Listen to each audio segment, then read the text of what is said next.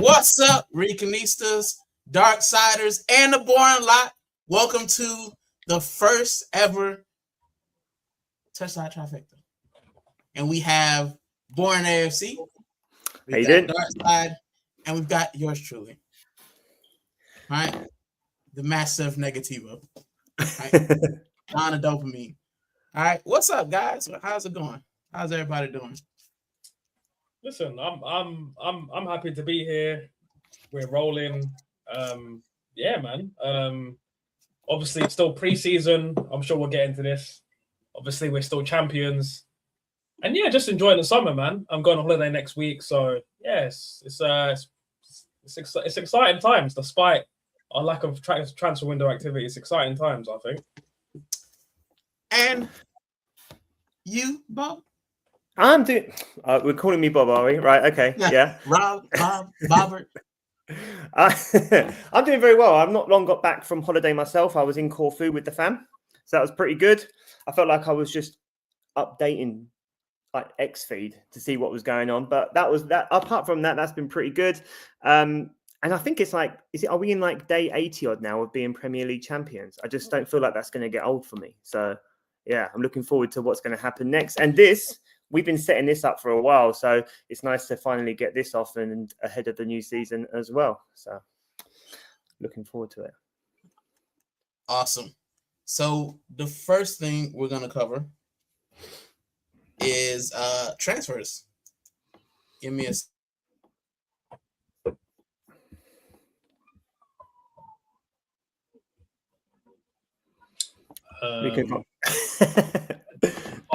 I'll just kick things off.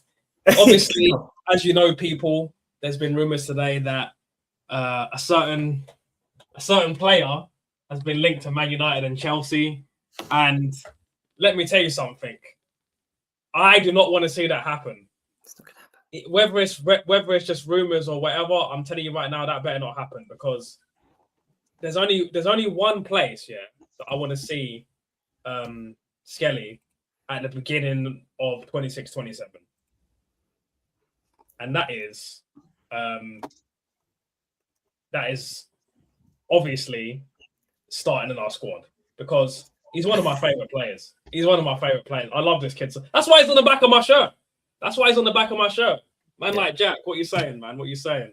And it's just annoying, because when I think about some of the players that are still here, the Reece Nelsons, the Fabio Vieiras, the Jesuses, and the fact that we still haven't bought an attacker yet, like Solis, yeah, but it's like we need a proper attacker. And I know the left wing market is not great. The everything market is not great. Let's be honest. If we were looking for a centre back, it would be hard. If we were looking for a right back, probably the right back market is probably the best market right now, probably. But where I'm going with this is that we need a needle mover, man. In my opinion, we haven't replaced Alexis Sanchez. And I think that's just not good enough. Yeah, look, I mean, I don't.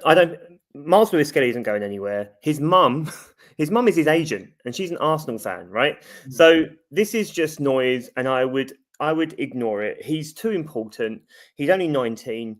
He's an England international. He's a Champions League finalist, and he's a Premier League winner. There is no way I can see that he's going to be leaving the football club. It's just not going to happen. The only thing, I did a video about this on my shorts earlier, and the only thing that made me think that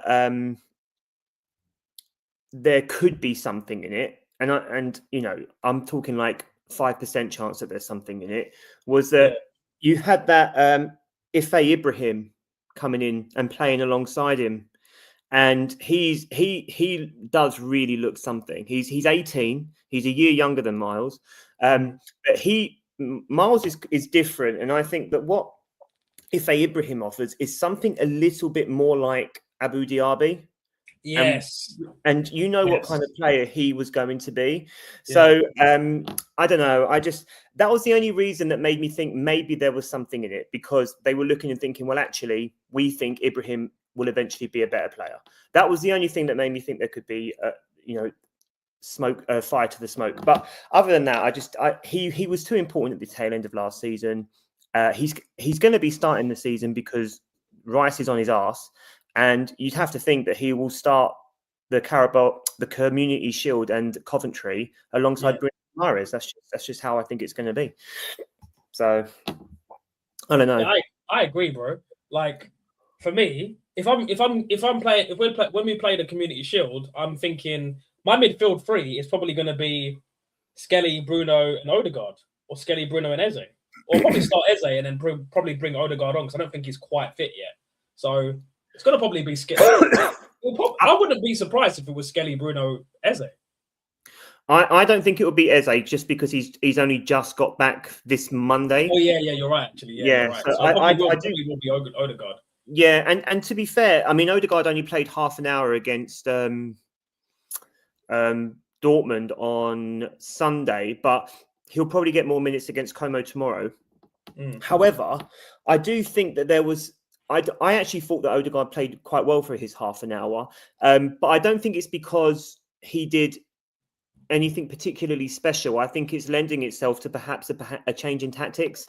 I think that Arteta is going to play different next season. I think if you look, even though we've lost games, if you look at the way the team have been playing with lesser squad members, I think that you're going to see something more direct. And I think with Bruno Guimaraes coming in, he plays through the lines, but he's also a brave passer. Like he gambles on his passes, and Arsenal don't do that enough. I actually think Victor Gyökeres, if he remains at the club, will score more goals this season with Bruno Guimaraes in the team. Personally, facts. What do you think about the Guimaraes signing? For me, I think we've just signed a world-class midfielder. I think if we had Bruno Guimaraes in the Champions League final, I think we get a star above this badge, mate. I think he's that good. I think when you think about this year, if I told you at the beginning of the transfer window, you can sign whatever midfielder you want the best midfielder you want in the Premier League outside the top six, who are you picking? Yeah. Do you know what I'm saying? Like, do you know what I'm saying? So for me, Bruno Guimaraes, strong. He's a warrior, good passer. Really can play in the 6, 10, or the 8, which I like about him. And he can play each position really well. I think he's probably the best in the 8, but he can play the 6 and he can play the 10. He's a good progressive passer. He's got a good final ball. He's not in terms of his shooting isn't amazing, but he can still shoot. I think you're getting somebody who's strong coming into their you say that. I think he was the joint top scoring central midfielder last season in the Premier League. Well, there you go. Color me wrong, mate. There you go.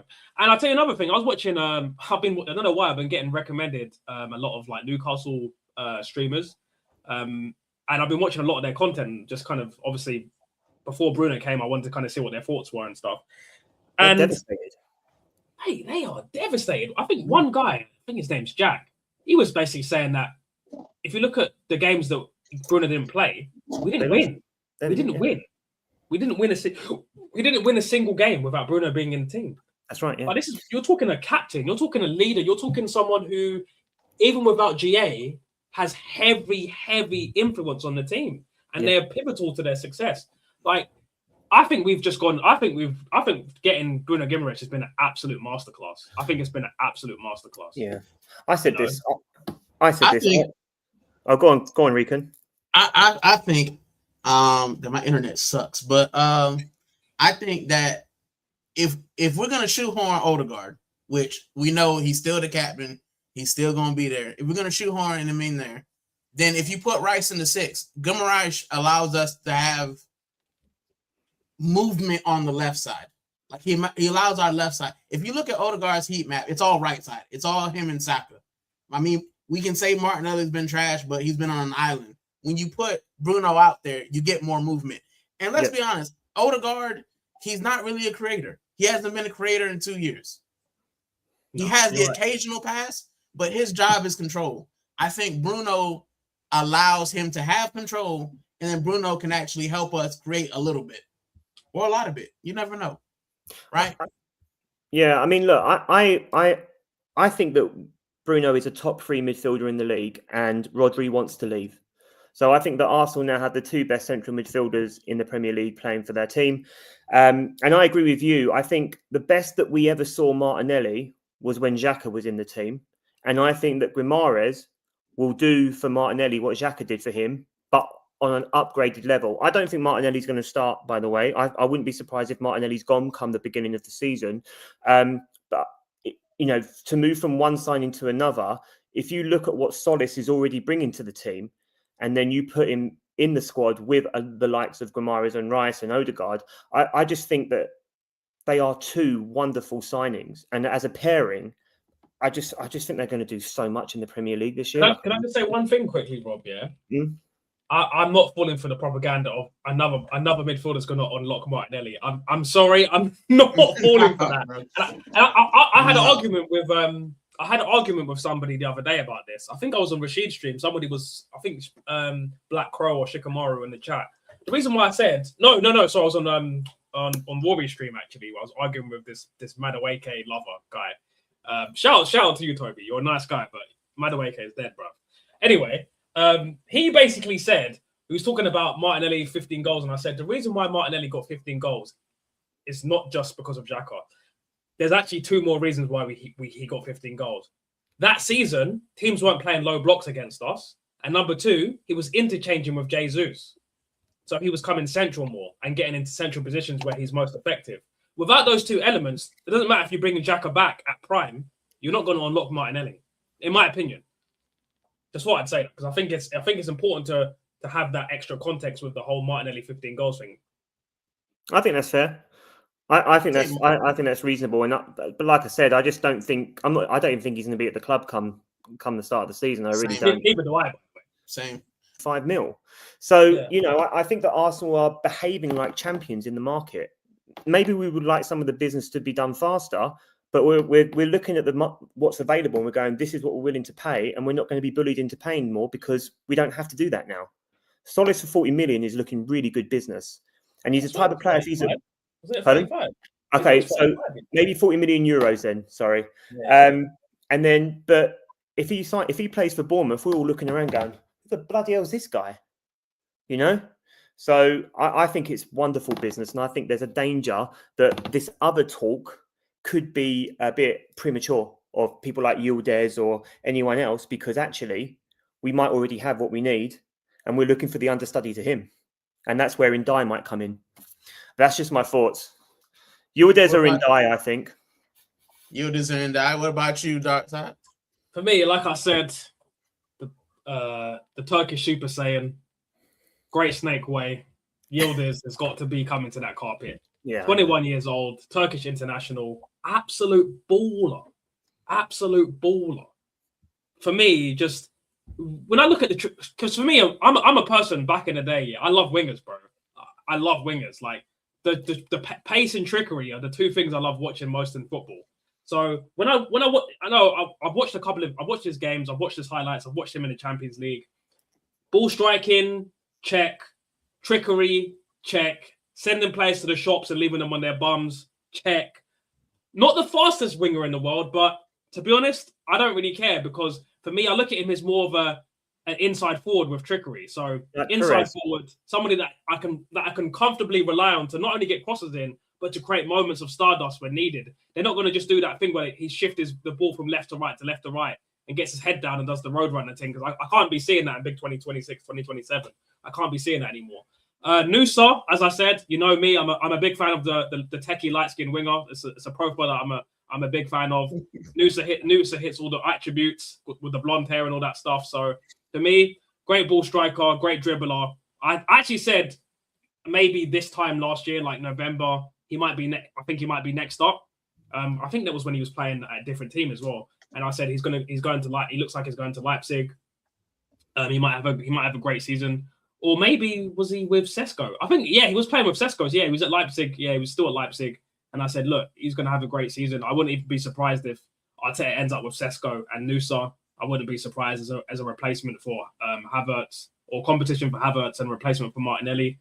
Obviously, we got Gyökeres, so that didn't happen. And we didn't get Nusa, so that didn't happen.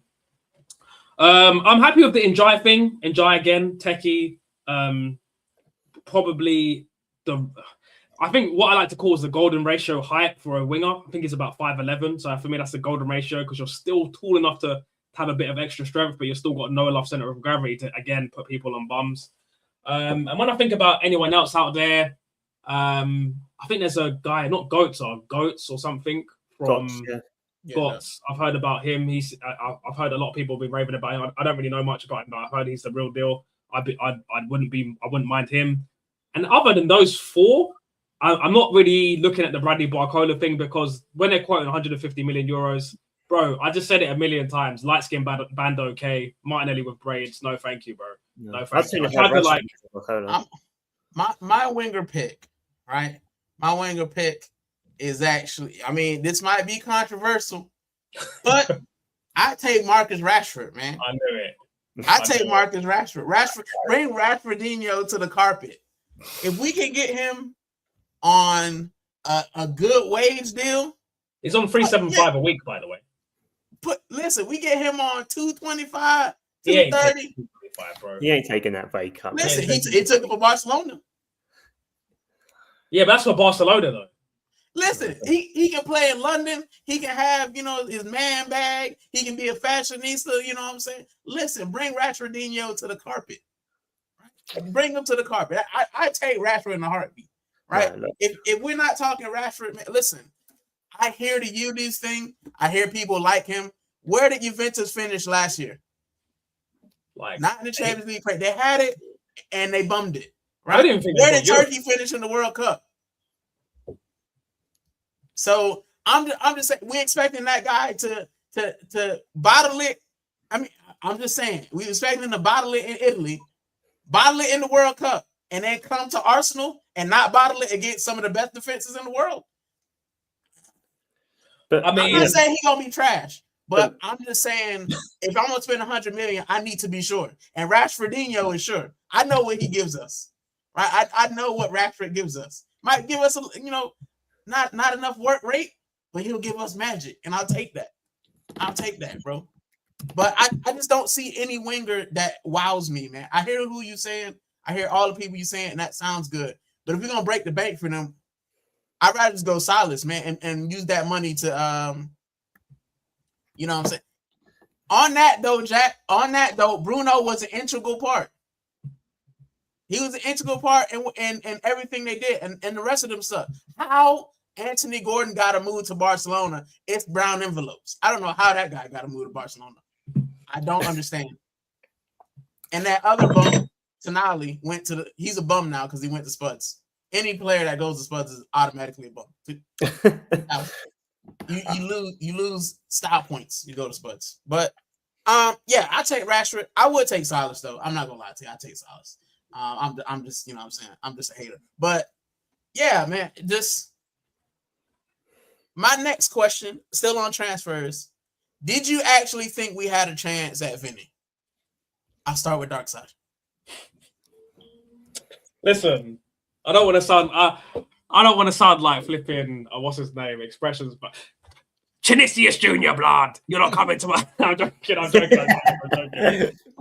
But I'll be honest with you. I thought there was a 20% chance we'd get Vinicius. Only because in my head, yeah, if I'm Vinicius, do I really want to stay at Real Madrid? Because stylistically, I play off the left, yeah. Mbappe, the best player in the world, they've just signed him from flipping PSG a couple of seasons ago. World Cup winner. He just wants to play off the left. And Jude Bellingham, obviously he plays in the 10, but he likes to drift to the left and come inside and do those little mazy runs. So you've got three players that want to be in the left. And you can be in Mbappe's shadow and be, you know what I'm saying, and be like, you know, the backup dancer. You can be Robin, but if you come to Arsenal, you can be Robin van Persie, bro. But you didn't want to be Robin van Persie. You know what I'm saying? Like, you know what I'm saying? I would never, and I get it. It's Real Madrid, biggest club in the world. You know, je ne sais quoi, vavavoom. I get that, but bro, I would rather be king. I'd rather just be. It's better to always be king than to be the princess, the king's squire, bro. You know what I'm saying? So, you know what I'm saying? So for me, I thought it was a 20% chance, but listen, I think Vinicius has made a big mistake. You know, I think Vinicius has made a big mistake, and I'm not just saying this because I'm an Arsenal fan. Take off my Arsenal hat. I'm happy for him. got the money he wanted, playing for the best club in the world, biggest club in the world. But Real Madrid haven't won a trophy in 2 seasons. Just felt like this was the ideal time to come to Arsenal. If we sign Vinny, domestic treble loaded. Domestic treble loading, fam. Domestic treble loaded. Give me my Carabao, give me my FA, and give me my give me number 15. You know what I'm saying? But again, he decided to be the King Squire instead, so that's his decision, isn't it? What about you, Bob? His decision. Yeah, I mean, I am probably around about the same number as Darkside. To be fair, I thought there was probably about a 25%, a 20% chance, 1 in 5. If he comes to the Premier League, we're talking about someone who becomes the superstar of the Premier League before they've even kicked the ball. You know, it's a huge signing. He's a generational talent, and he comes to the Premier League. Arsenal would make him their top paid player, 100% of his image rights, all of that stuff, as well as being just one of the most wonderful left wingers in world football, right? And so he becomes the main man at Arsenal. He will never be the main man at Real Madrid while you've got Mbappe there, while you've got Jude Bellingham there, you've got Diamondi coming in now. You know, you've got all these players who are going to come in, and he's going to be part of that group. He's going to be one of the fish in the sea while you've got the big shark in Mbappe. Whereas if he comes to Arsenal, he's the big boy. And I just think he's missed a trick. I think he's missed a trick. And I get it. He wanted to sign for Real Madrid. He wanted to re-sign for Real Madrid. Real Madrid was the team of his heart. So you can only really be happy for him. Like, that's what he wanted. Like, Arsenal were his second choice. Even being a second choice there ain't bad, because we wouldn't have been in the discussion 3 or 4 years ago. So, you know, I think he got what he wanted, and we have to swallow that, unfortunately. But our time will come. Where are you at? I don't think he's there. Rican, what do you think? Can you see me? Yeah. Can you hear me? Okay. Yeah. Listen, for me, I said the same. I said 20%. Now, I like to think about things like holistically, and like, I get that he wants to be Real Madrid. I mean, listen, I'm an Arsenal fan. Real Madrid offered me a pay package. I'm going to go work for Real Madrid, right? Everyone wants to work for Real Madrid or Barcelona. They're the 2 biggest clubs in world football. But my issue with Vinicius is you were already 3rd string, broski. You're not even Robin. He's Batman. Jude's Robin. You like Catwoman. No, Gruder, he's Raditz, bro. He's not even Napa. He's Raditz, fam. Bro, like, you know what I'm saying? Yeah, he's like, Uncle Albert, man. You know what I'm saying? He's an extra, bro. I'm just saying, bro. He's one of the toads in Naruto. Like, he's just a recurring character, bro. That's it. Like, so for me, like, I just don't understand it. And the thing that I think about as well, bro, you've already had racist abuse, and I hate to take it there, but when Real Madrid lose, it's going to be your fault, Vinicius. They're not going to blame the star child, Jude. They're not going to blame Mbappe. They're going to blame you. So you basically signed up to be the scapegoat. Like, you signed up to be the fall guy when it doesn't work. Because guess what? I think Barcelona run the gamut again. Yeah, same. Run it win again. And guess what? When it doesn't work out, they'll point to Vinicius and say, well, you signed this mega contract, and because of you, we couldn't bring in Rodri. Because if Rodri goes to Barcelona and they win, you know they're going to blame Vinicius. They're going to blame that contract. And you signed up for that, bro. It's okay. I don't feel bad for you. But like you guys said, like, you could have been the man. You could have been Arsenal's biggest ever signing. Hands down. You could have had me at the Armory taking all 3 kits with Vinny Jr. on the back. Spending my hard-earned money. You could have had that. But you didn't want that, man. You wanted to stay and be a backup dancer. You know what I'm saying? You wanted to be the 3rd Destiny's Child, man. You're not Beyonce. You Michelle, bro. like, you know what I'm saying? Like, you Otis, bro. You Otis. Ain't nobody here to see you Otis. They came to see the Temptation. They came to see David Ruffin. They came to see Mbappe. They didn't come to see you Otis. And it's okay. That's what he wanted. That's what he wanted. So Michelle killed me. Listen, I think Vinny has to do good. Big up to everybody. He said, "Sexy man, right? That's crazy." That's right. But any other? My last transfer question, then we'll move on because we've been on this for a hot minute. But with the Saliba injury, what do we do? We go and get Koundé from Barcelona. Yeah, I think Koundé's the link right now, isn't it? I think Koundé makes the most sense. Koundé or Romero? Or I don't want Romero, bro. I hate Romero. I can't stand that dude, bro. I hate Romero. You know, there's some players, that not only do they play for teams you don't like, but they you just hate their faces. I don't even like his face, bro. His face pisses me off. Bro, listen, Sol Campbell was the only person I've ever seen get that Tottenham stank off of him. I'm just saying, once you get it on you, it's true. Like Modric and Bale got off before it was too much. We've never other than Sol Campbell, we've never signed a Tottenham player in my lifetime that directly from Tottenham. We've never done that. Whereas like we've had players leave Arsenal and then go to Tottenham, like Adebayor, Gallas, but we've never had Bentley. Oh yeah, Bentley.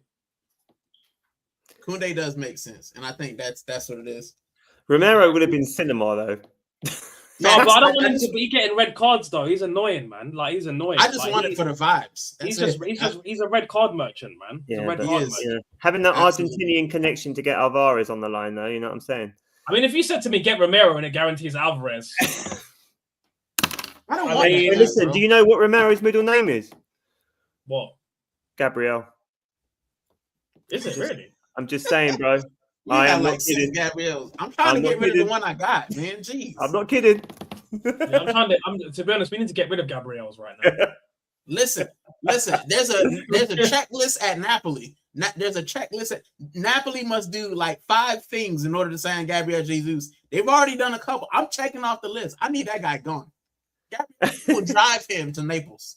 I would drive him to Naples. Well, you could get an Uber. I know an Uber guy. But yeah, all right. So let us move on to the next issue, and that's preseason. Arsenal's preseason has been mixed. The last couple ones have been losses, although we did win the penalty shootout.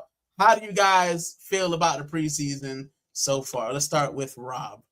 Yeah, I mean, look, we beat Girona 4-1. We lost to Betis 3-1. That was shambolic in Ireland, which I thought was a real shame because I don't think Arsenal played in Ireland for a while, and it would have been good if they turned up for that. It was nice to see Bellerin talk so wonderfully about the club.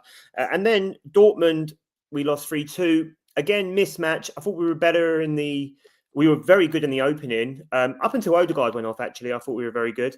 And then we shipped the goals, and then we kind of picked up in the second half when Salmon came on, when O'Neill came on, when Ibrahim came on, and we started to see better passages of play. I kind of feel the same way about this preseason as I did the last one. We weren't very good. We lost to Tottenham in preseason last year, so we weren't great, and we haven't been great. The only thing I will say, and Ty and I were talking about this, I think, earlier on, you can see where the passages of play are changing, and you can see how he's readying his team to play a certain way this year. And I do think that there are adjustments, and that's going to take some time and whatever. And he hasn't had the full squad to work with yet, just like everyone else.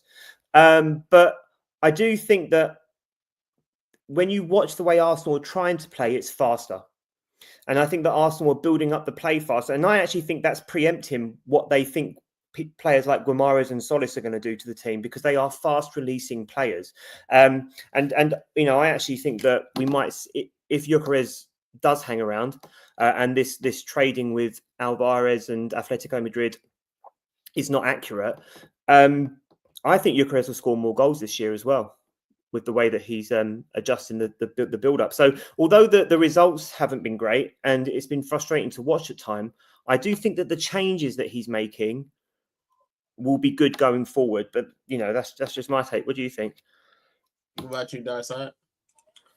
I mean, like I said, I like Gyökeres, yeah. I'm just going to start off by saying that Gyökeres performance versus Dortmund in pre-season was Danny diabolical. it was Danny diabolical. But again, I'm not going to be one of these reactionary fans and say we need to get rid of him, even though that's exactly what I said 2 hours ago on WhatsApp. But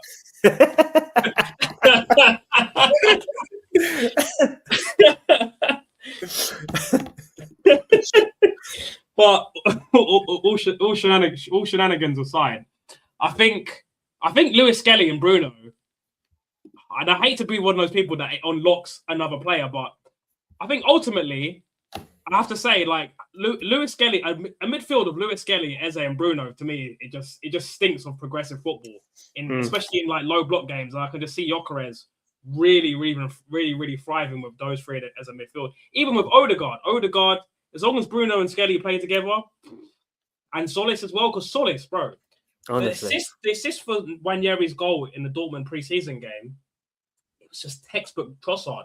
Stagger, cut, left foot, look up, bang, across the box, precision, top in.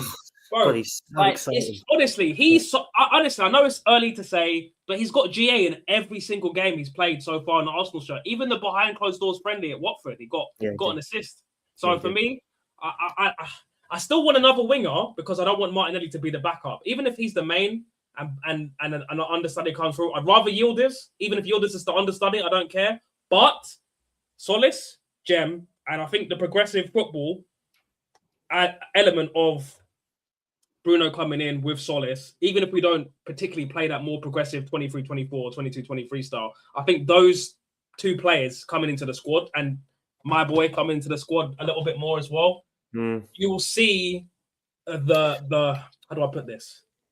I'm trying to think of an example without using anime, but I can't think of one. So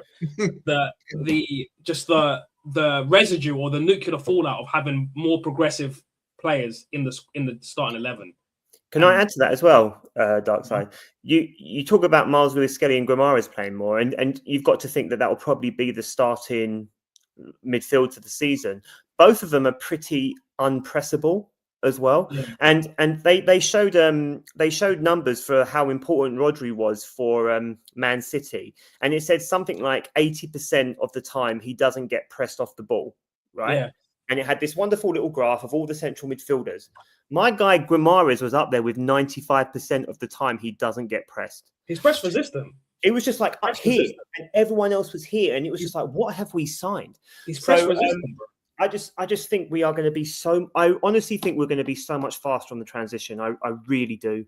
And I think that even though the results haven't gone our way because we're still working things out or whatever, I just think Arsenal are going to be so much faster and teams aren't. And do you know what? I think that Arteta's looked at it and gone, I need to nullify the low block this year. And that's what his tactics are going to be built around because people are just going to sit deep on us. I just think it's really exciting. What's your take on the preseason, Rican? I ain't watch it. I'm gonna lie to you. I didn't watch it.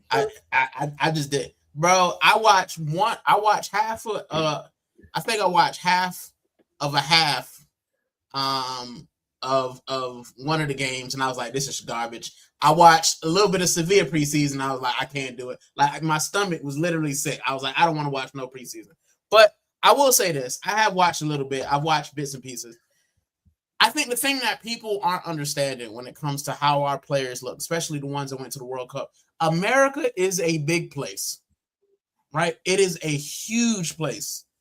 And playing in the World Cup for 2 months, flying thousands of miles from one coast to another, that takes a lot of, you could have about 3 or 4 weeks, but you're not going to come back to match fitness in 2 weeks. And this is why I worry about someone like Declan Rice, right? Now, Zubamendi, he should be fit. That dude ain't do nothing. I watched Spain. He ain't do nada. He had Norgard minutes for Spain. Right? So Zubamendi should be fine. But I look at Declan Rice, I look at those guys, and Declan Rice is the guy that we're going to be looking toward. Everyone wants to see the whole Declan Rice, Odegaard, Bruno Guimaraes midfield, because we know that's what our manager's going to put. I'm excited to see that. Mm-hmm. Yes, I am excited to see Odegaard. Everyone, listen, don't be shocked. Don't be shocked. Can we clip this? Can we clip this? But yeah, man, like I am excited to see what we have. But I think, when it comes to Gyökeres, I see a lot of people say, oh, he's playing in Timberland boots. The guy is probably exhausted, right? And you've played a grueling season where you've basically been in this haram ball. You scored 15 goals or 14 goals in the Prem. You know what I'm saying? Then you've gone and you basically put Sweden on your back in the World Cup. You've come back. You've had, 2 or 3 weeks maybe of rest, and now you're back into training. Yeah, you're not going to look great. He's not going to look great. He's got to get back into it. Right? And I think what a lot of people aren't saying about preseason, not just ours, but I think everyone in general, everyone's talking about how great these teams are going to be. We're the most, how do I say it? We're the most structurally sound team. We got the same manager. We got some of the same players. We know what we're trying to do, and we're the champions, right? A lot of the teams that we're playing, they've got guys who went to the World Cup. They've got new managers. They're implementing new systems. There's no reason, and we'll get into that the next bit. But preseason for me is just that, man. I feel like Allen Iverson. It's just practice, not a game, not the game that I love. We talking practice. Bro, we lost preseason last season, and guess what? That's exactly what I was saying. None of that matters, bro. Preseason for fitness and trying things out. As long as nobody gets injured, I couldn't care that we don't win the Emirates Cup. Boo-hoo. Oh my God, we lost the Emirates Cup. Sack Arteta. No, I don't care. I don't care. Whether we win or lose it. Right. So preseason to me is just that. It's a preseason. And Also, we're not seeing just a side note, the Emirates Cup is one of the ugliest trophies I've ever seen as well, by the way. I heard Dortmund didn't want to even lift it.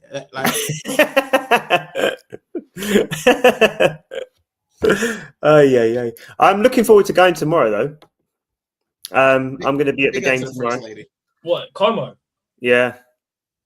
It'd be nice to see your enemy Fabregas, isn't it? Hey, listen. Do you know what? Can I tell you something? Yeah. Ty, what's the point in having an opinion if you can't change it? All right. All right. If you, my friend, can change your opinion, then I too can change my opinion. All right. Look, I don't know. Maybe it's a bad day, but I'm going to let bygones be bygones. I'm looking forward to seeing Fabregas tomorrow. I'm looking forward to seeing the game. My wife actually bought me the tickets, and they're club level, so I'm absolutely buzzing. Going with my brother and my dad. So I'm hoping that we're going to see a teaser for the season, and we're going to see Guimaraes and Miles Lewis-Skelly play. Let me tell you something. I'm glad you picked that up, brother. But yeah, no, I'm hoping I'm going to see a Guimaraes, Miles Lewis-Skelly pivot tomorrow. So yeah. One thing I will say, right? I think that tomorrow against Como is going to be an audition for our next manager. I honestly think Cesc Fabregas would be the next manager of Arsenal. I think you're right. I think so as well. I think if Arteta chooses to go to Barcelona, Real Madrid, wherever he chooses to go to, I think Cesc Fabregas will be our next manager. So that's my opinion on that. And you know what? I wouldn't be mad at it. I can't lie. I wouldn't be mad at it. Only because we've got our Premier League title back. I don't see us winning the Champions League without an elite attack, because our attack is stinky, bro. So if you said to me right now, Arteta wins maybe another title, Carabao Cup, I don't know, maybe another FA Cup in the next 3 years, and then fucks off, and then we get Fabregas, and then Fabregas actually gets us playing like 22-23, but with trophies. Oh, you can't chat to me. You can't chat. Yeah, I agree with you. I think Cesc Fabregas will be the next manager of Arsenal, but I still think there's more to come from Arteta. I don't think what we saw, for me personally anyway, I don't think last season and the way that he set up his team is the best of Arteta. And if in a couple of months' time I have to swallow that, then I will. But at the moment, I think he felt like last season, I've said this a few times, I think last season he felt like he had to shithouse his way to the title, otherwise it was going to cost him his job. And that's essentially what he did. And I think that the early signs, as far as the practice of pre-season goes, we're seeing something a little bit more expansive. And I said this as well. He's going to get a new contract, right? We know that. One of the things I said was, if he does win the league, don't give him a new contract unless the style of football improves. So let him see out his contract. It finishes next season. Let him see out that contract and then part ways. But if the football does improve, then I do think a conversation needs to be had. Like, I don't think you can have it just one way. There has to be two sides to this. If the football doesn't change, part ways. But if the football improves, then I think at the very least the conversation needs to be. He already signed the contract, no? Pardon? He already signed the contract, didn't he? Well, that's what the rumors are, but nothing's been announced, has it? I think it's been. Yeah, me too. But, I do too. That leads to the next bit that I want to talk about, and that's the opening fixtures and the season prediction. So we'll start with the opening fixtures. I'm only going to do the first. Can I ask you one question first? What's before up? You do that? Before we talk about the fixtures, do you think the Community Shield should be rebranded to a Super Cup? Yes. Okay, me too. Rican. Yeah, but I still don't think it matters. I think it needs to be rebranded to it needs to be rebranded to the English Super Cup. Yes, I agree. Yeah, because the Community Shield thing is just like I mean, it used to be sponsored by fucking McDonald's, man. Like, come on, man. Mate, it needs to work. Yeah, it needs it needs a proper sponsor. It needs like Lucozade and the English Super Cup. Done. Yeah. Care about.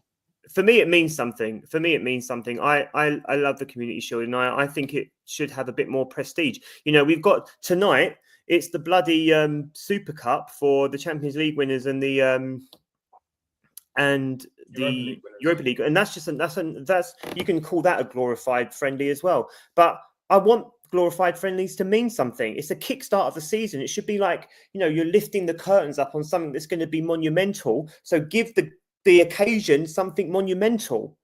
Like, I want it to mean something. I want players to be like trying to fuck each other off and whatever. Like, to me, it's not a friendly.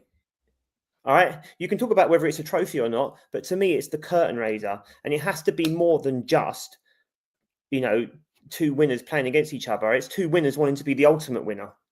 You know, I hate the fact that it's a shield. Like, I hate Germany's trophy.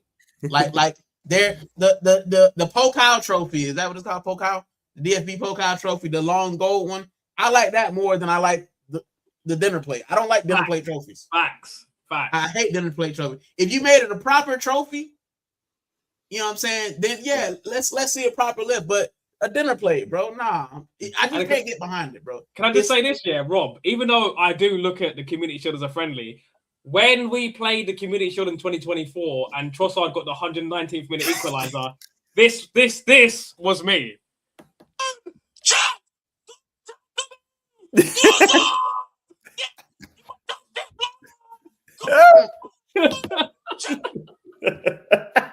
Hey, listen. When Arteta won it, it didn't count as a trophy, and now every man is counting it as a trophy when they won it. So listen, for me, that's trophy number 1 of 5 that we're trying to win this year. It's a dinner plate, man. Can I ask you guys a question? If Unai Emery beats PSG in the Super Cup, yeah, does that mean he's had a better Premier League legacy than Arteta? I couldn't give a fuck about what Unai Emery's won. But it's, I think it's a good question. No, I think he's had a better European pedigree than. I mean, Arteta. he's always definitely. I mean, he's the Europa League king. But I've had a better European pedigree than Arteta. That is not true. You ain't played no Champions League final. I did it in FIFA and I won. He probably couldn't even do that. No, he's definitely got. I mean, look, his European pedigree is without question, and he's done a wonderful job at Aston Villa, despite the trauma that it's caused Arsenal. But Premier League legacies are built on what you've won, and he's won a Premier League, and Unai Emery hasn't. And so, Arteta's the best manager in the league right now, hands down. Yeah, he is. I don't. He's the best. No, he's the best man. And I think he's mid. I think a lot of the managers are mid, but he's the best of a mid bunch. Do you know who I think pushes him? I personally still think Xabi Alonso is better. No, I don't. But Xabi Alonso's never done it in the Prem. If we're talking about Prem experience, Arteta has the leg up on everybody. Bro, Xabi, people forget, if he won the Europa League final, Xabi Alonso would have done an invincible treble, bro. Do you know how nuts that is? Yeah, I get that in Germany, though. But, yeah, look, bro, I mean, an invincible treble, though, regardless. He nearly done an invincible treble, bro. If it wasn't We for were Adam invincible in the Champions League, and guess what? We didn't win it. Who cares? look, I mean, I think the person who's pushing Arteta close in the Premier League right now is probably Iriola. And I think that Enzo Maresca did a better job at Chelsea than people give him credit for. So I think that could be quite interesting at City. But for me, it's Iriola. Iriola is the man. He is the one that I fear the most, if I'm being honest right now. That's just... Pardon? Dr. Octopus. That's incredible. Spider-Man too, That's incredible. Oh dear, Peter Arteta over here. But yeah, I think Xabi Alonso would be okay, but it didn't work out in the second biggest league in the world, or the biggest league in the world in the La Liga. It didn't work out for him there, so he's got to do it again at Chelsea. As far as I'm concerned, they've recruited well, they've brought in good experience, and I think some people are going to sleep on those Welbeck and Henderson signings. They're not there to play every game, they're there to sort out that dressing room, and I think that is quite astute business. They tried to do it with Xhaka, they couldn't get it, so they went Henderson instead. But for me, it's going to be Iriola and Enzo Maresca, I think, that really push Arteta this season. So I'll do predictions in a minute, but I want to start with the opening fixtures, which we already talked about, the Community Shield. That's what I was going to start with. But okay, now let's talk about the first two games, which is Coventry and what is it? Is it Chelsea? Villa. Coventry at home, Villa away. Yeah. I know it's one of the big six. I don't count Tottenham, those scrubs. You finished 17 twice in a row. You're not a big 16. Trash. So what do you expect from the first two games? Go on, you go first, Ty. I think in the first game will be cagey. I think the first game will be cagey as hell, bro. I think we'll win like 2 or 3-0, but I think the first like 45 minutes are going to be cagey. I reckon 0-0 at half time. I reckon Bruno Guimaraes will get the first goal, and then I'm going to go with second goal scorer.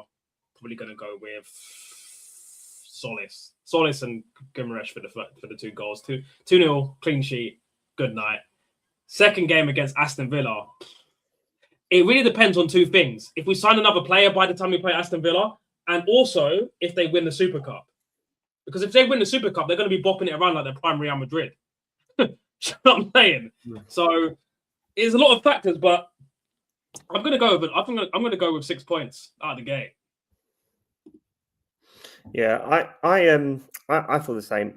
I looked at the first 5 and I said that if Arsenal was serious about, and my feelings were, if Arsenal was serious about retaining, they have to be taking a minimum of 13 from 15. They've got Coventry at home, Villa away, Chelsea at home, Sunderland away, and then Brighton away. At Villa and Sunderland away last season, we dropped points. We lost to Villa and we drew with Sunderland, and we should have beat Sunderland. I don't particularly look at Villa and think they strengthened. Coventry, I think, have broken their transfer record 3 times in a row, so that'll be quite interesting to see how that works. I think we'll be too strong for Coventry, and I think that we will. I think we will beat Villa, and I think we'll beat Villa because I think Rice will start that game actually, and it will be him and Guimaraes. I think that Rice will have a part to play in that game. It wouldn't surprise me if he brought him in. But even if he doesn't, I think that Miles Lewis-Skelly and Guimaraes will be too strong in the middle for them. I don't think that John McGinn is going to be doing much against those 2. So I think Arsenal will be taking 6. But they can't be dropping points against Villa away again. I think that, as Jack said here, Coventry will come hoping to get something. This is their brand new team coming up. They'll look to take the skull of the champions. Like they will look. I think it'll be tougher than we kind of expect. But I think we should beat them. If they're a championship side, we should beat them. Chelsea is interesting to me.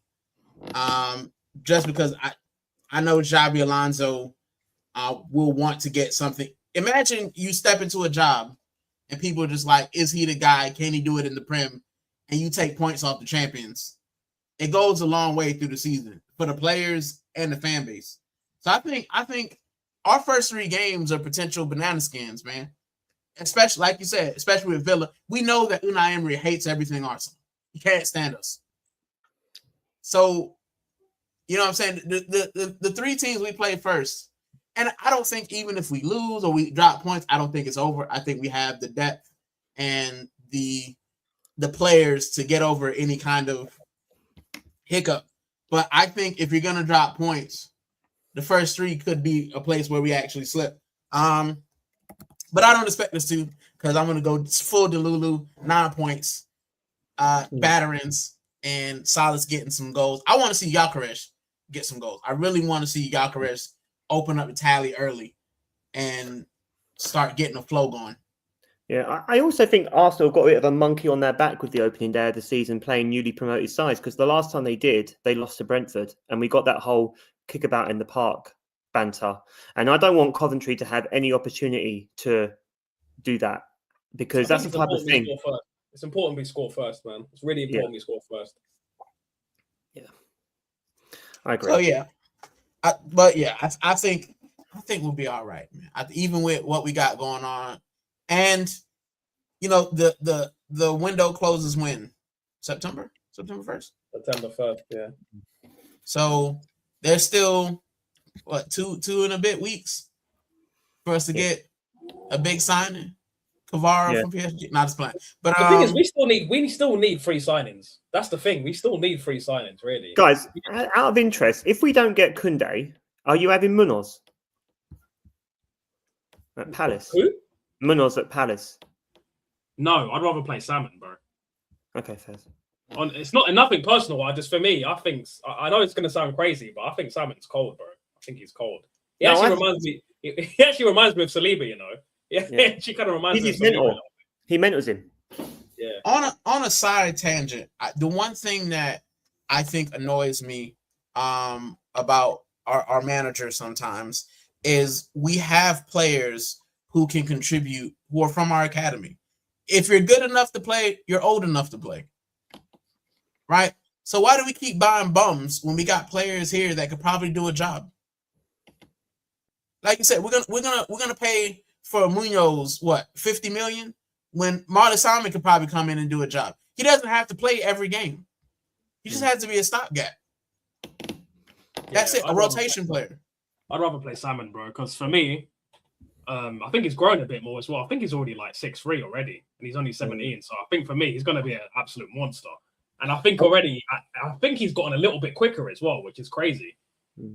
I just wouldn't play Salmon at right back. I don't like him at right back. No, I don't like him at right back either. I play him at centre back.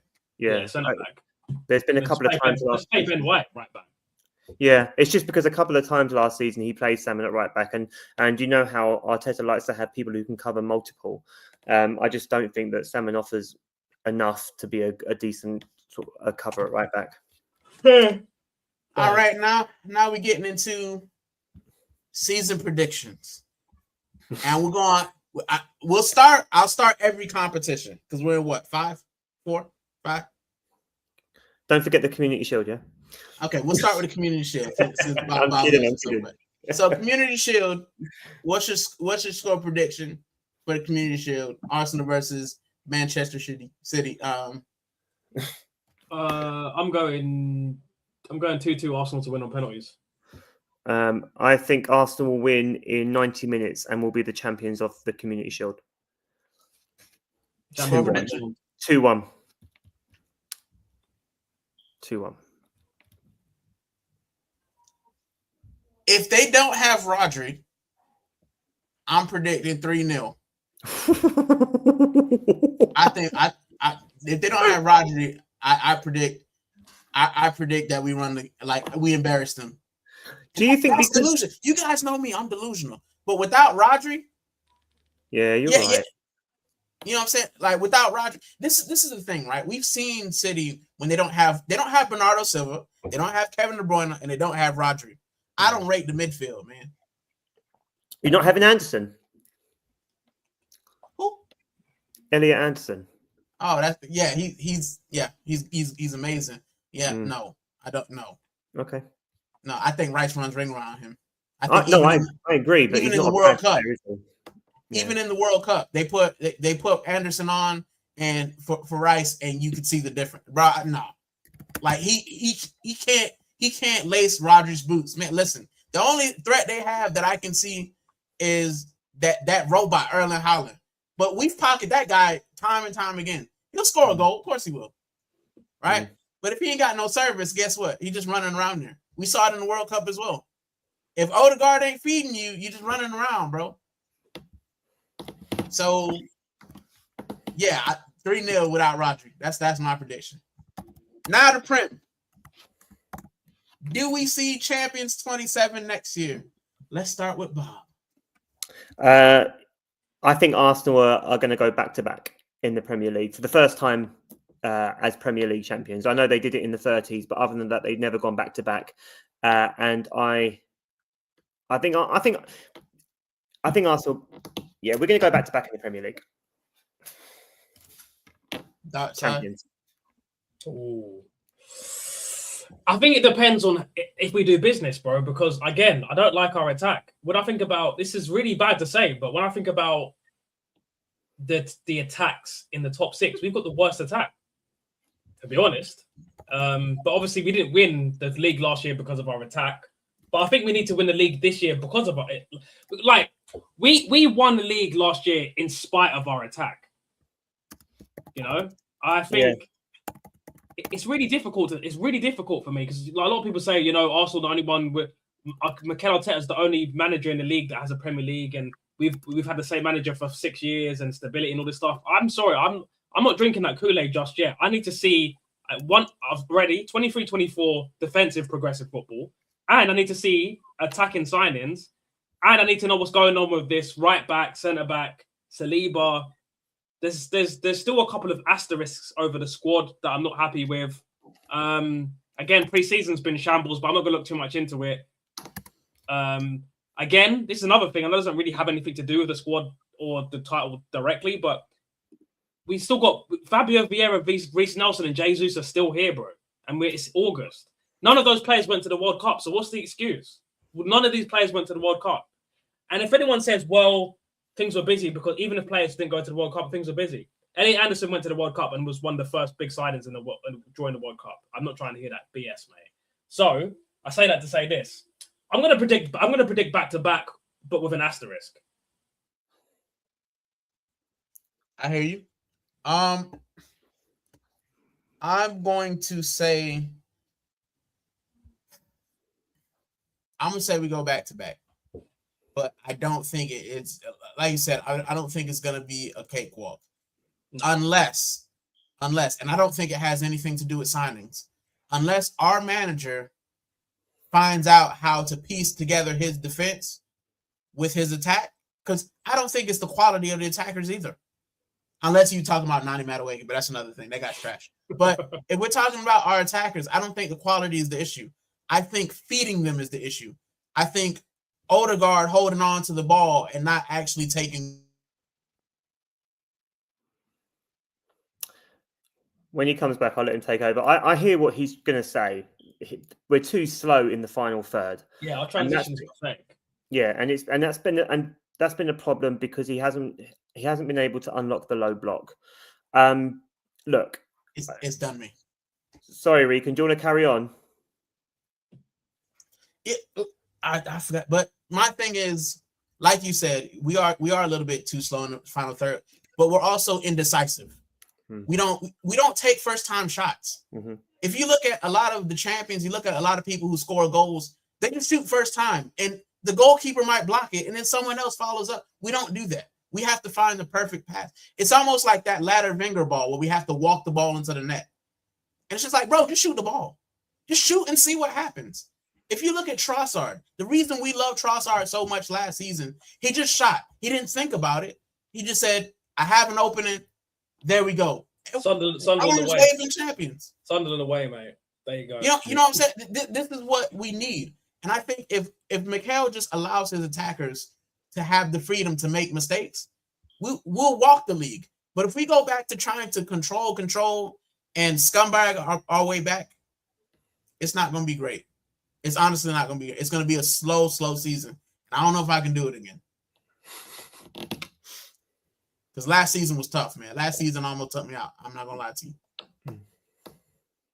So the next bit, domestic trophies, I'll put both of them together. What are you expecting for the domestic trophies? I'll start with Darkside. I expect League and Carabao. Winning. Yes, winners. Because the reason why we didn't win the Carabao Cup last time is because of Pep's bald head. And now that Pep's bald head is dusted off, I expect us to win the Carabao. That simple, really. Yeah, I'd be inclined to agree. I think I would like to see Arsenal win the FA Cup because it's my favourite. I just love the FA Cup. I've never seen us win the Carabao, by the way. I was one the last time we won it. Yeah, no, I have seen us win the League Cup. But it would be nice. It would be good if we could win it. I also think that Pep showed Arteta just how much he still needs to learn in that Carabao Cup final. So I feel like that's part of his progression. Like that's something that he has to win. So I think that the League and the Carabao Cup make the most sense. However, if I could choose between the League and the FA Cup, I would choose the FA Cup over the League Cup for sure. It's all about the FA Cup.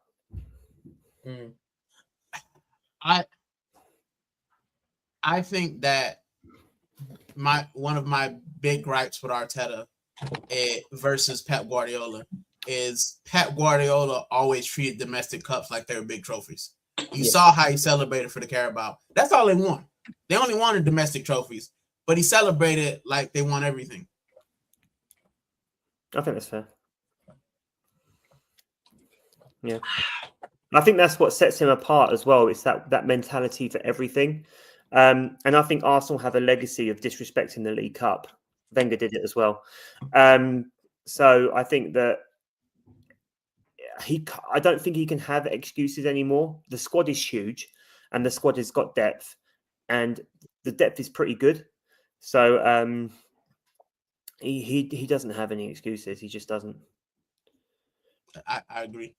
Now, let's the be big honest, one, man. If you said, sorry to say this one quick thing, we could literally have a Carabao Cup final with Declan Rice and Bruno not playing, and I wouldn't be like, oh my god. Like, let's say they were both injured, we could play Skelly and Zubimendi and Odegaard, and that should get us over. And that should get us over the line. You're right. You know, so we have got no excuse not to win a trophy this season. I don't want to hear no excuses. Even if we only win the Carabao, that's for me. That's good enough. Win a trophy. Win captain's armpits. Armpits. That's all I want to see. I don't care which one it is. Armpits. And if it's more than one, vamos. And if it's triple, vamos. And if it's 4, I'll turn into a Chinese man. I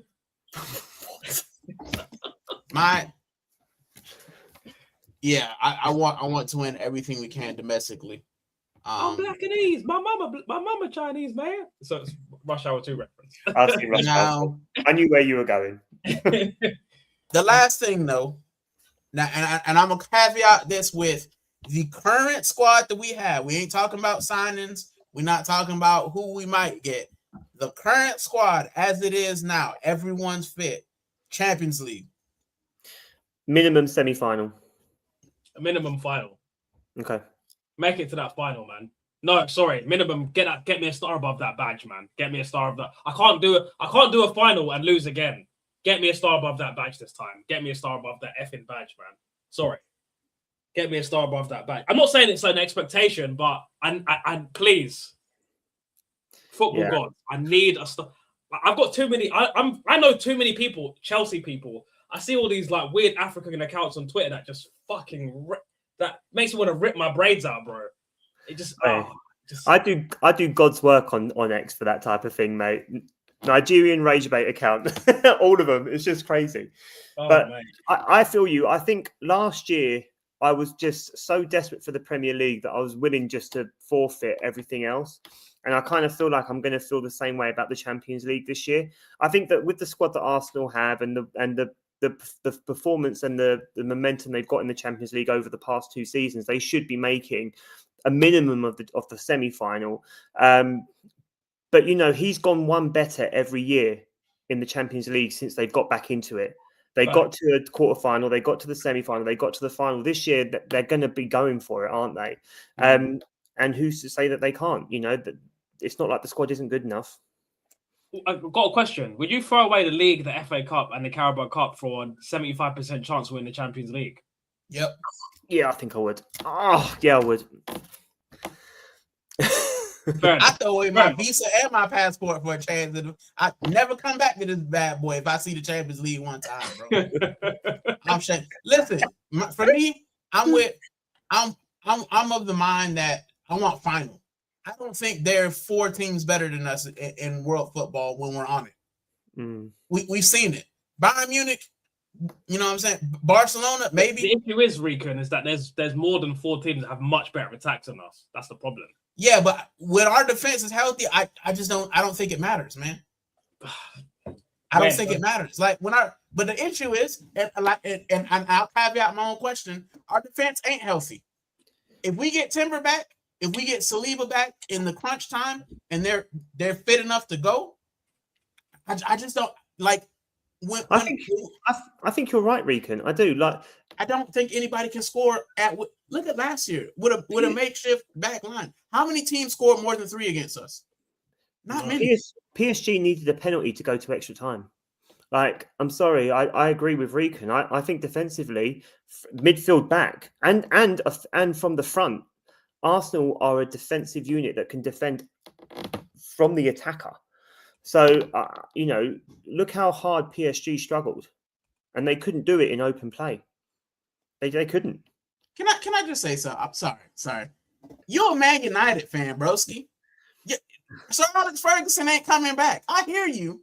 I hear all the chest that you have, but you know what I'm saying? You 13 years away from a title, man.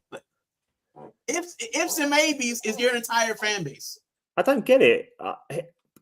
Raya's got 3 golden gloves in a row. That's the healthiest defense in world football, surely. I think reality is considering you ended up fighting for top 4 and knocked out of all conference for February. Stop it. Moving on. No, I don't got time to rage bait. Anyway, so with the 0 out of 10 rage bait, by the way. 0 out of 10. That's not even worth it. it. You see this? You see this right here? I've seen this. Right? You have this number. That's how many years it's been since they've won anything. So, you know what I'm saying? Sir Alex Ferguson ain't coming back, and Carrick's at the wheel, man. I smashed you with the Emirates. I was there. I was at that. Listen, no. Wait. Let me address this. Because I think I've got the perfect comeback for this. This will shut down all rage bait. Yes, you won 3-2. Yes, we saw Cunha do this nonsense. But guess what? Every single result in the Premier League that you've had this last season for Man United, what has it led to? I'll tell you what ours has led to. See this? Yeah. See you later, son. See you later. Anyway, back to prediction. I think the final. I think when our defense can get together, and even when it's not healthy, if it was like Bob said, we were a mascara mistake. Or it was Hincapie. It was mascara. It was mascara mistake from winning the Champions League. Mm-hmm. If he just lets him run, maybe we can still, get back into it. But he brings him down, penalty. But that's what it took for PSG to win. Like no attack scares me. And this goes back to the earlier bit. If we can actually get our attack to be as effective as our defense, I don't think any team in football can stop us. I'm with you. That's just my opinion. Yeah, and I love good defensive football. I was a defender. It's what I played. I love watching teams for the way they defend, and nobody is doing it like Arsenal at the moment. They're just not. No one's close. Thank you for the congratulations. That's really kind of you, Mark. Thank you. Yeah, let's take it right back. Yeah. What I would do. Because we're gonna get into FPL. We'll probably be here another 20 minutes.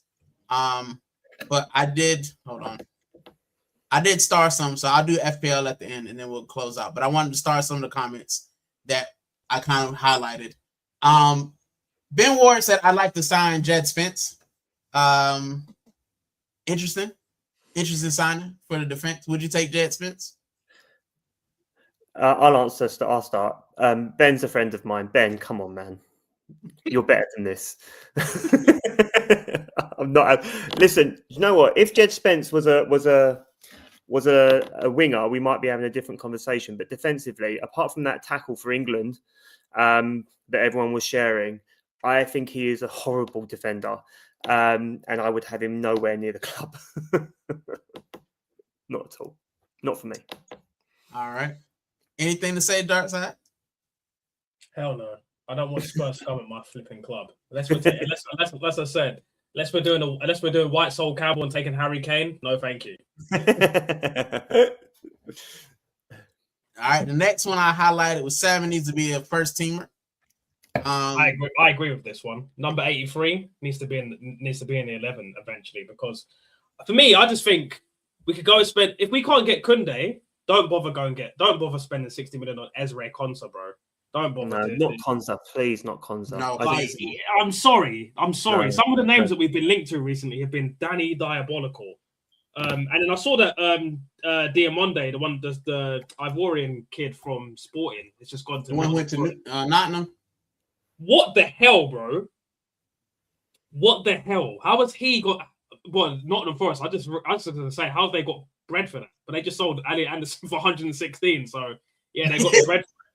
So, but yeah, I think for me, Salmon, it's time for you to become. I ain't even got a joke. Yeah, just do your thing and swim, fam. I think he should get some cup minutes. I think he should get considerable cup minutes. I agree.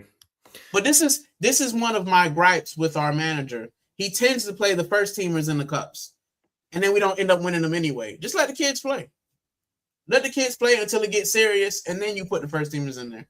We don't need to be in the first round playing our starting midfield. Playing Huddersfield. Salmon got minutes in the Carabao Cup last season, though. He played at right back against one of the lower division teams, Mansfield. Was it Mansfield? Yeah, probably. Yeah, he did get minutes. He looks calm, and he looks very much like he knows what he's doing and where he's meant to be. Positionally, he looks strong. I agree with Darkside. I think he's got faster, and I think the mentoring with Saliba is clearly paying off. First team might be a little bit too soon. I think he will get minutes in the first team, but I don't know if I would want to be looking at him as a regular just yet. I just think that, what is he, 16? 17, central defender. You don't want to, I don't know.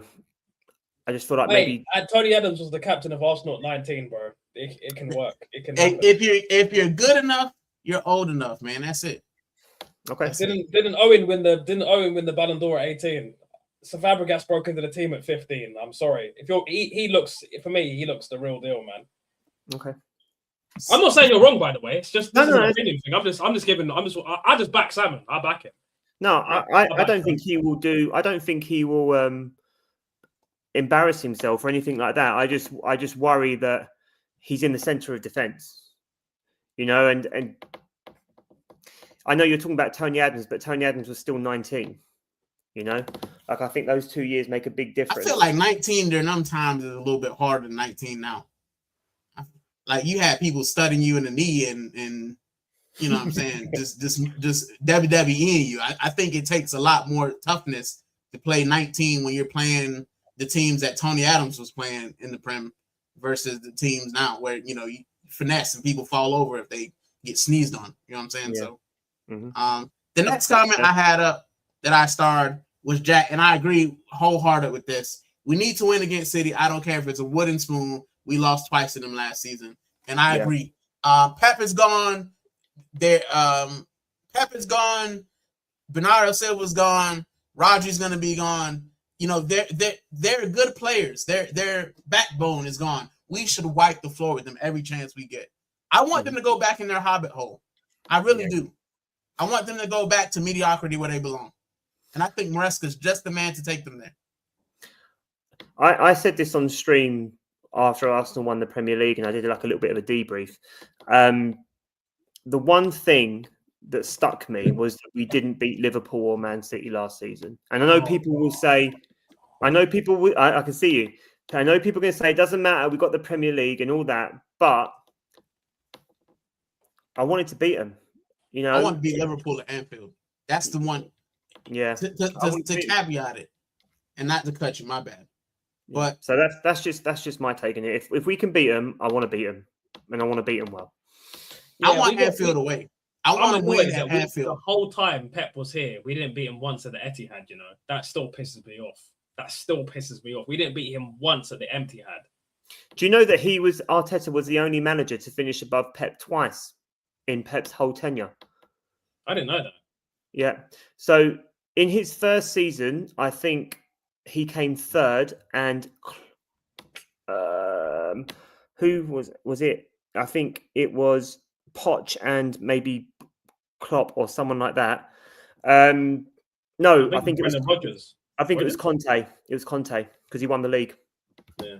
So, but after that, only Arteta finished above Pep more than once. Wow. So I want to get those numbers. Like I want to get those numbers. I want to get those receipts. I want to beat Liverpool at Anfield. I want to beat Man City at Etihad. Those are the type of fixtures that are important to me. You know, other teams I don't care so much about because we've been beating them. We finally beat Man United at Old Trafford last year, opening game of the season. Got it done. Tick. You know, it's Liverpool away. It's Man City away. Yeah. For me, we need to win. We haven't won at Anfield since 2013. Santi Cazorla. I want Anfield and Etihad. We need to win it all three. I want to do the trifecta. I want to go up there, win at Old Trafford. I want to go win at the Etihad, and I want to win at Anfield as well, bro. And I want to win comfortably. Yeah, because then nobody can chat to me. It's true. And like, I want also as well. I want to, if we do win the league this year, I want to get 90+ points as well. It would be nice, yeah. If you told me we win the league, like, you know, I think Man United won the league one time, and I think they won it in '99 with 75 points. If you told me 75 points will win us the league this year, I mean, I'm carrying a bomber clad, you know, so. But at the end of the day, I want a convincing victory. I want attacking football, and I want to star above this badge. I'm asking for too much. I know I'm asking for too much. Darkside is greedy. I'm very greedy, but I fucking love this club so much.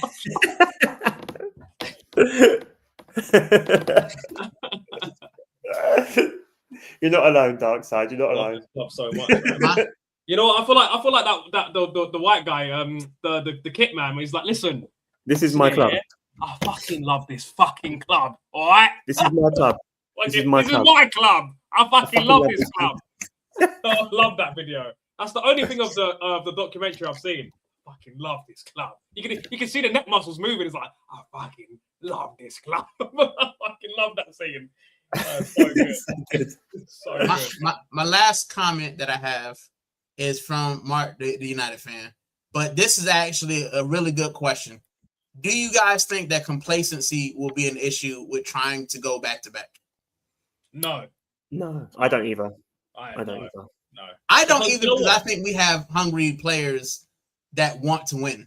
If we won the Champions League as well last season and potentially this season Super Cup, then I'd probably say potentially, because doing like a treble, that could happen. But I think when I look at players like Saka, when I look at players like especially now Solis coming in, Guimaraes, Skelly, Eze, I think there's more. They especially Bruno Guimaraes. This is his last roll of the dice. Saka wants to be up there with the top players. Gyökeres has got something to prove.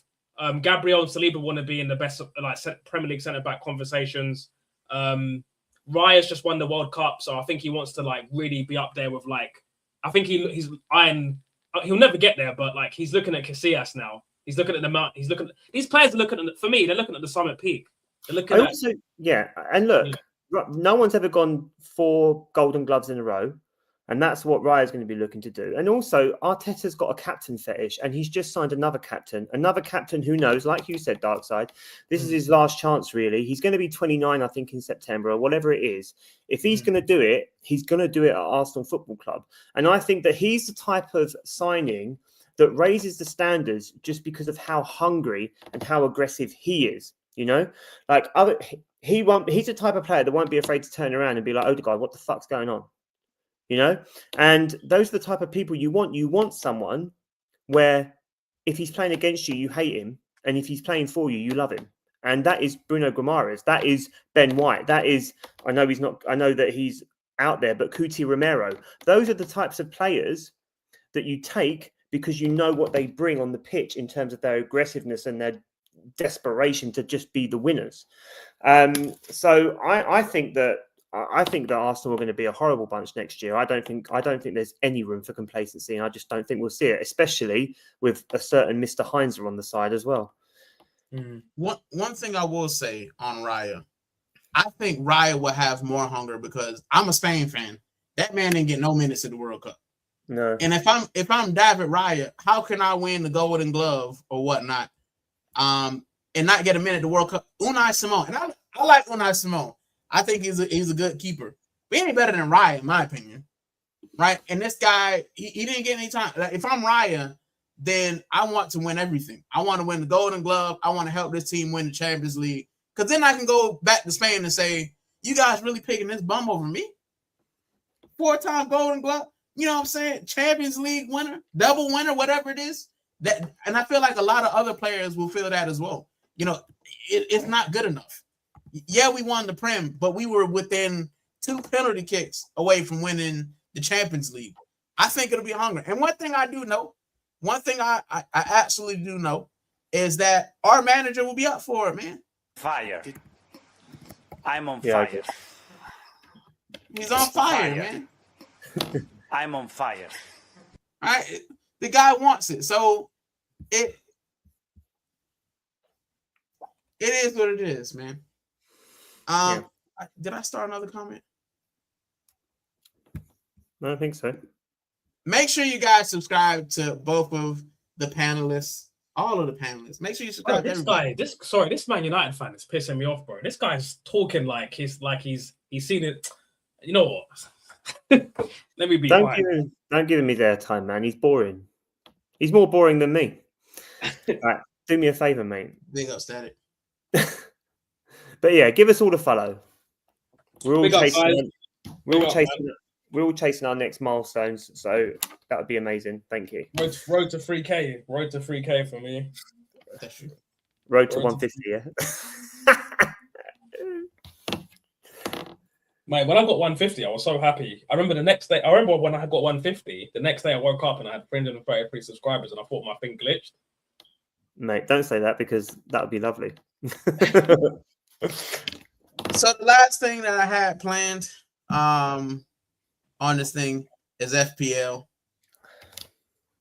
And that's Bob's thing because I can't play FPL. You guys know I had an FPL league that I was terrible in. So I don't do FPL. Okay, I'll do it real quick then. I'm just putting a comment in the chat. Join my FPL league. It doesn't matter if you support Arsenal or not. It's called the Boring AFC FPL League. The code is there. Get involved. See if you can beat me. I'm not going to lie. In the past 4 seasons, I've finished in the top 6%.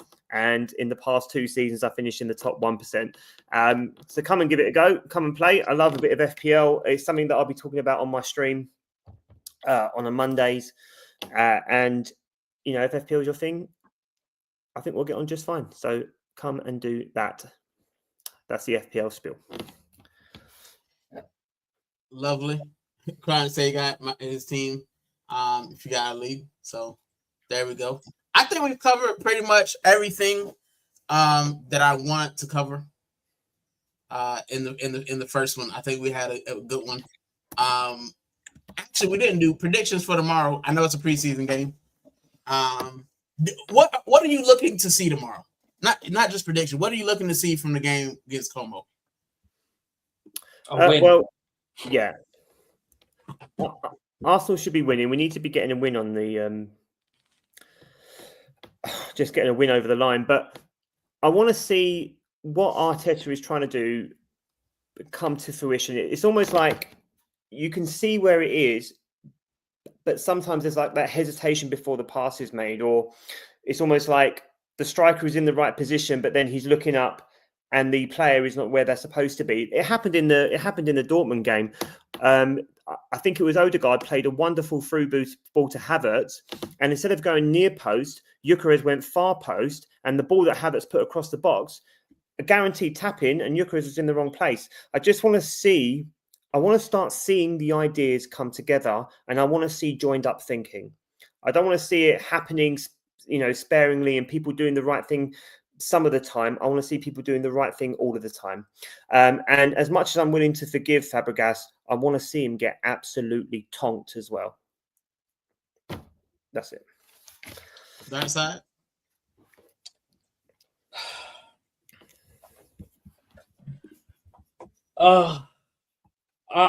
Bro, let me see some 22-23 ball, bro. Let me see some progressive football. Let me just take the handbrake off, man. Take the handbrake off. Like, none of this Gear 1 nonsense, man. We've got a GT3 RS, and we're keeping it in the garage, gathering dust, man, and taking out the Mini Cooper. For what? For what?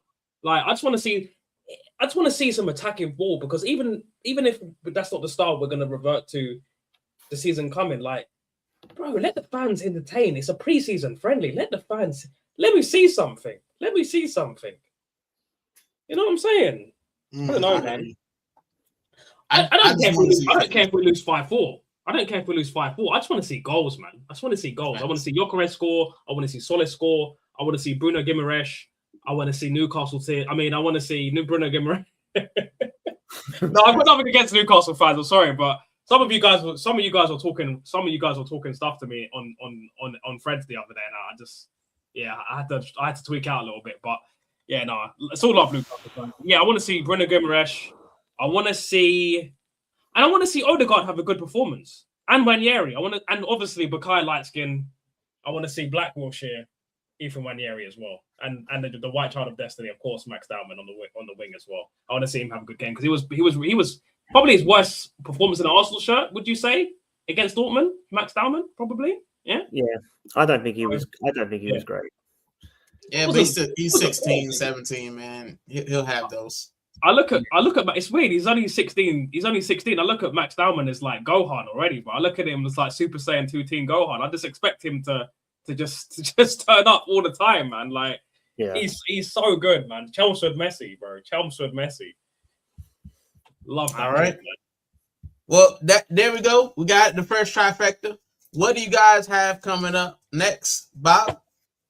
I think I will be starting to stream again on Mondays after the first game of the season. I'll probably stream next Friday to preview the Coventry game, talk about my FPL a little bit, and any transfers that have happened in or out up until that point. So next Friday for me, and if we do decide to stream next Tuesday, then I'll be on then as well. All right. What about you, Darkside? Yeah, bro. I'll be back once the season starts. I'll be back in full swing. Be my regular live streams and stuff like that. Then I'll be after the Coventry game. There'll be a small break because I'm going to be on holiday. I'm going to España, and then Darkside will be pumping out content daily, or whatever. As for me, I haven't stopped doing content all summer. I did the World Cup. I need a little bit of a break, but now, we're getting into the season. I will be covering more Sevilla content, so I'm doing Siempre Sevilla. Probably tomorrow, I talk about Sevilla getting a new striker finally. And yeah, I'm going to do more Sevilla content this summer. This year. Because I actually want to go to Sevilla and watch a match eventually as well. Also, I can't let Arsenal stress me out. So yeah, I will be the mixed channel that I am. So that's what's coming up for me. As far as this show, if you guys liked it, we will try to do it on Tuesdays around the same time, depending on who's available. So make sure you have your notifications on. And I think Tuesday's a good day because we get all the games out of the way. If we have a Monday night game, we can digest. We have a Saturday night game, we can digest. We have a Sunday game, we can digest. So I think it's good for everything. And we can also talk before, or after the Champions League. So it might be a Wednesday if we have a Champions League match or whatnot. Then, but we'll be around on Tuesdays. Let's see. Last comments. Thanks, Jack. Make sure you subscribe to Darkside. There goes his link. So if you guys aren't subscribed to Darkside, make sure you subscribe to Darkside. Make sure you subscribe to my guy Rob, Born AFC.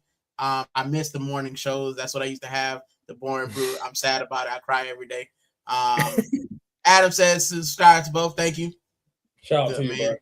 And Romano just said Enzo. But I don't care about Enzo, honestly.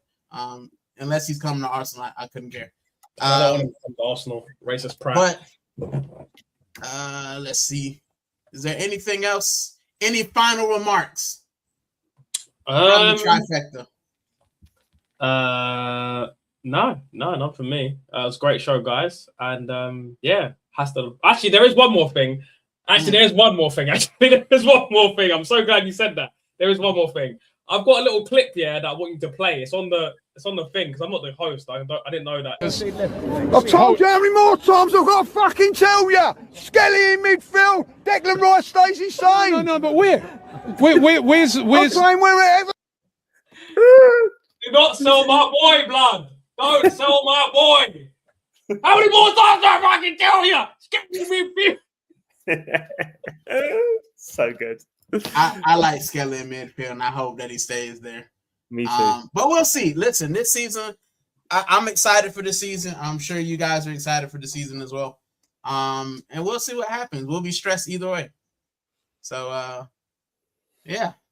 That's been the trifecta. You guys have the best week you possibly can. And since I'm hosting, I'll leave you guys how I always leave you. If we don't see you again, we hope that you have a good week and everything you want to happen happens.